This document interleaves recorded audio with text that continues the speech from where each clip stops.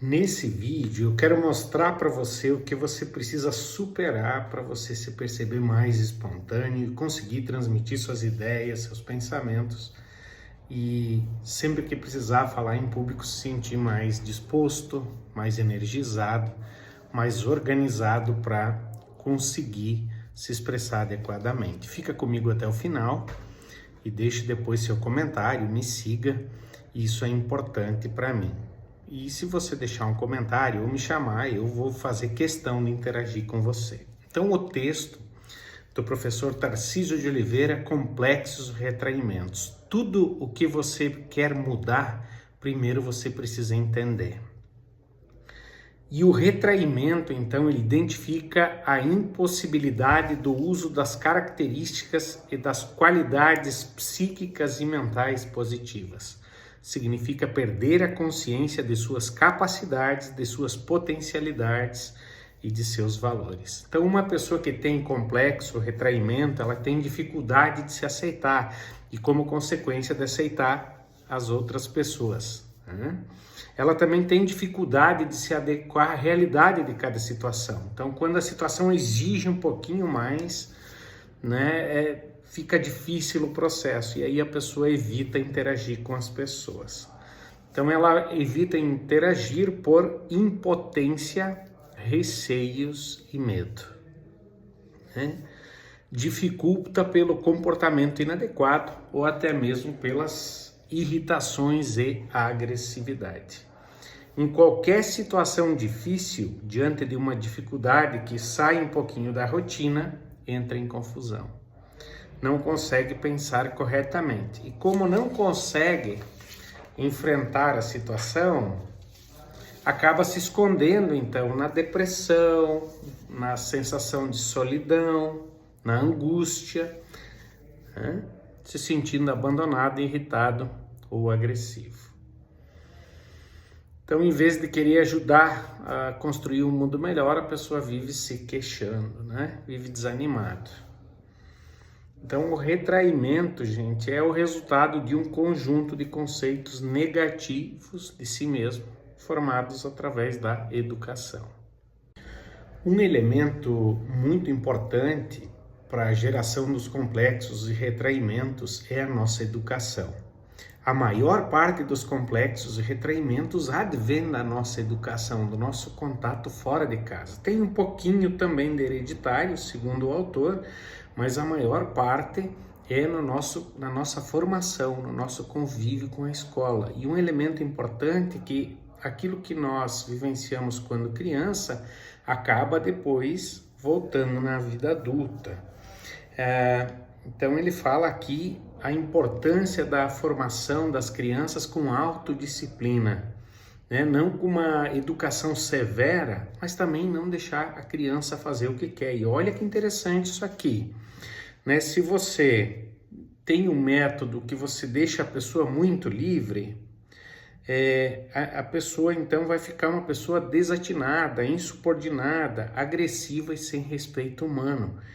Se o método for excessivamente severo, você vai criar crianças receosas, instáveis e inseguras. Você cria na criança o medo de errar. E isso dificulta, então, a espontaneidade nas expressões e nos relacionamentos. A mesma coisa acontece com relação à assistência, à proteção, o carinho e elogio dispensados às crianças. Se você for muito carinhoso, protege muito as crianças, elas vão criar um conceito de que tudo é fácil e sem esforço. Mas também se falta estímulo, falta carinho, falta proteção, elas vão se tornar insatisfeitas consigo mesmas. É interessante, né? Formando um autoconceito negativo e aí não vão ter estímulo para lutar para os seus objetivos.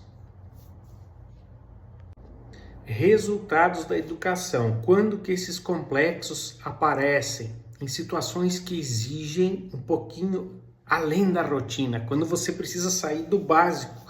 E onde é que se identifica então, né, esses complexos e retraimentos? É quando no seu comportamento, nos resultados ou nas suas reações as coisas não são harmônicas, não são como você desejaria, ou não são com bom senso.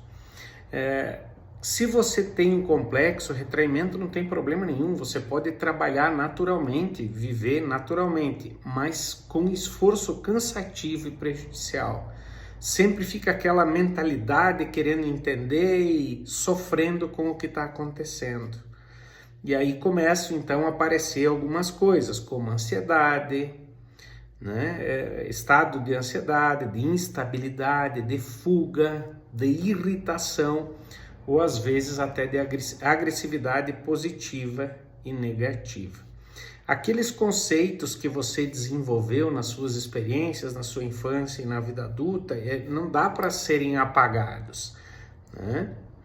Então você precisa ter novos conceitos. Portanto, quando você vive uma situação negativa, o seu conceito vai ser negativo, a sua experiência vai ser negativa e você vai reagir dessa forma. Já quando você tem uma experiência positiva, isso vai lhe dar confiança, vai lhe dar segurança, tranquilidade. Da mesma forma, a negativa vai causar insegurança, complexo e o medo. Uma coisa interessante, a superação de um fator negativo não ocorre pela eliminação do mesmo, mas pelo desenvolvimento de outros positivos, que se tornarão predominantes em relação a esses.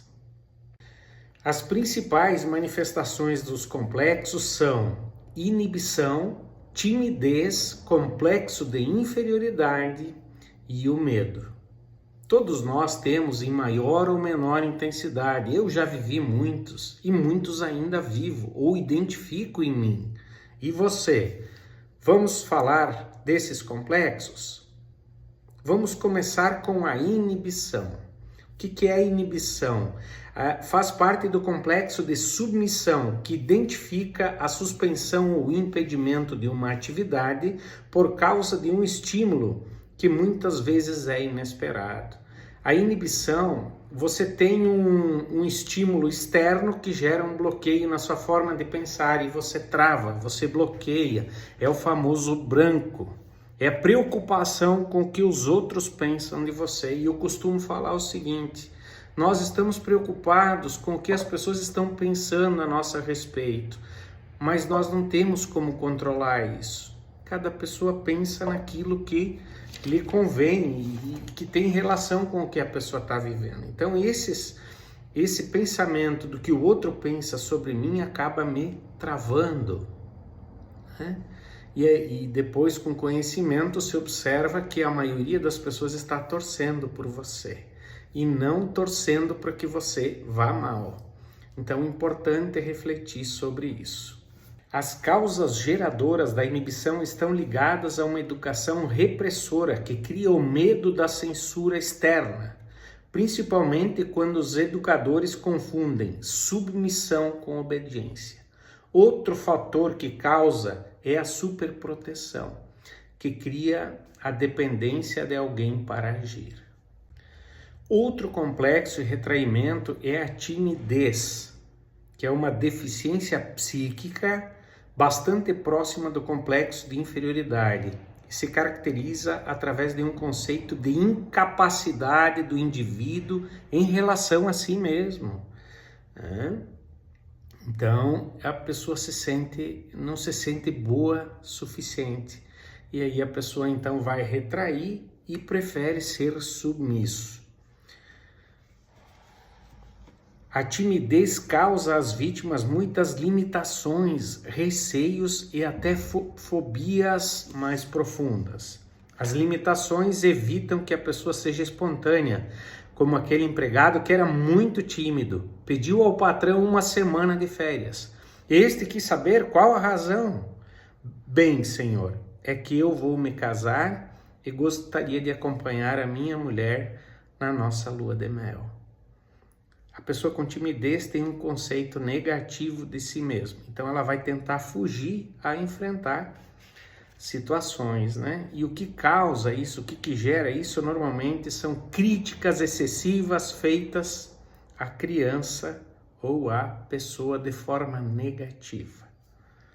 identificando, né, negativamente as atitudes com a pessoa. E por último, nós temos o retraimento do medo. Todos os processos que desenvolvem os retraimentos estão ligados a um principal estímulo, que é o medo.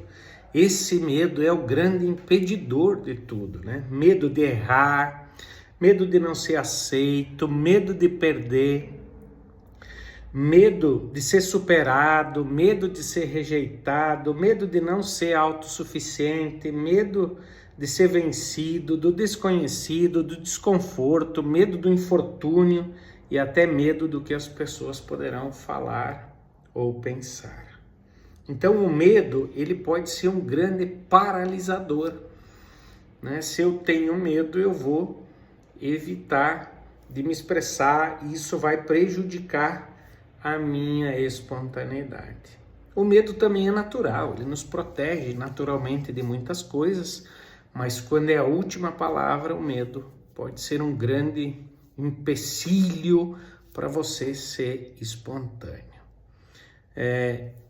O medo pode causar o retraimento quando estimulado, alimentado e fertilizado de forma negativa pelos pensamentos e pela imaginação, como pode servir de impulso para vencer os obstáculos quando superado. Quando sentir medo, deve encará-lo com naturalidade, pois você não é o único que sente medo de falar em público. Então, se você foi feita uma pesquisa aqui de 270, 240 pessoas se sentiam tímidas. Quer dizer, a maior parte das pessoas tem medo de falar em público.